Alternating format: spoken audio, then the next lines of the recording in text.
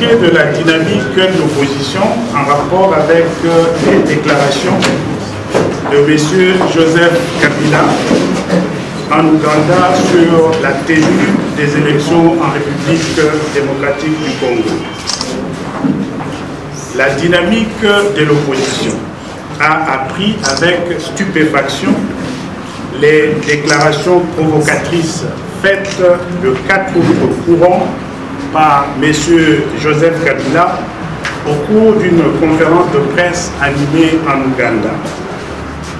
La dynamique de l'opposition relève la désinvolture avec laquelle M. Joseph Kabila a, à cette occasion, annoncé l'organisation des élections après l'opération d'enrôlement des électeurs lancée le 31 juillet dernier dans la province du Nord Ubangi et dont on ne sait pas quand elle va se terminer. Outre que la dynamique s'étonne que M. Kabila se soit prononcé sur cette question cruciale dans un pays étranger, devant la presse étrangère et en anglais. Elle note en plus qu'il se substitue à la CENI en violation intentionnellement de l'article 211 de la Constitution. Ce faisant, M. Joseph Kabila confirme une fois de plus que c'est lui qui instrumentalise toutes les institutions de la République. C'est donc lui le vrai problème dans notre pays.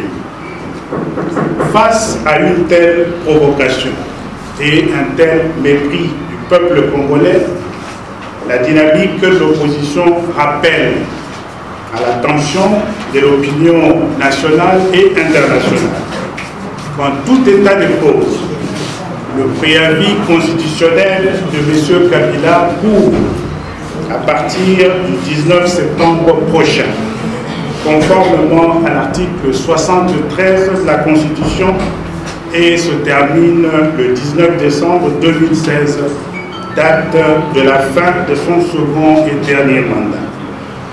Le peuple congolais attend impatiemment pour saluer avec enthousiasme son départ du pouvoir le 20 décembre 2016 à minuit. Qu'il soit donc entendu que rien ni personne ne pourra empêcher au peuple congolais de vivre cette année l'alternance démocratique conformément à la Constitution de la République. La dynamique de l'opposition conclut par ailleurs qu'en bloquant le fonctionnement régulier des institutions de la République en général et de la CENI en particulier, M. Joseph Kabila viole intentionnellement les articles 69, 73, 74 et 211 de la Constitution et partant se rend coupable de l'infraction politique de haute trahison. La dynamique saisit enfin cette occasion pour rappeler au peuple congolais le message du président Etienne Tshisekedi, président du Conseil des sages du Rassemblement des forces politiques et sociales acquises au changement lors du meeting du 31 juillet 2016 à Kinshasa, invitant le peuple congolais à être prêt à se prendre en charge, conformément à l'article 64 de la Constitution de la République. Yébéla.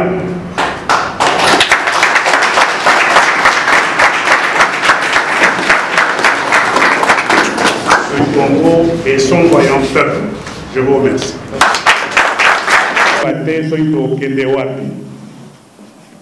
Sikoyo biso na kati ya dynamique d'opposition lokwa bolandi ndenge makambo ezoleka likolo yo tolobi fotokotisa nzoto na rassemblement po na kati ya rassemblement tozala bato ebele tosala nyonso kuna na kati ya rassemblement lelo na qui m'ont causé en tant que président du Conseil des sages. Il y a le président Tshisekedi, tout ça, la mobilisation makasi pour la préoccupation du peuple Bayokaromala. Nous attendons du président qu'il exerce comme il se doit son leadership dans ce pays. Après tout, il est président de la République. Et en tant que président de la République, on est supposé veiller, comme la Constitution l'exige, au bon fonctionnement des institutions de notre pays. Et je pense qu'en tant que Congolais, nous sommes tous très très déçus par la façon dont notre pays est géré. On voit très très clairement que les affaires de l'État ne sont pas suivies, ne sont pas prises en charge au plus haut niveau par le chef de l'État comme il se doit. Et là, pour pouvoir parler le langage de l'actualité, nous avons dit notamment en ce qui auquel notre pays est confronté. Nous avons fait preuve de beaucoup de bonne volonté et comme le président Tshisekedi l'a dit, il y a un certain nombre de préalables que nous avons. La République puisse user de son leadership en tant que chef suprême de ce pays. Bon, écoutez, la dynamique de l'opposition, comme je l'ai dit à plusieurs reprises cet après-midi, est membre du Rassemblement à faire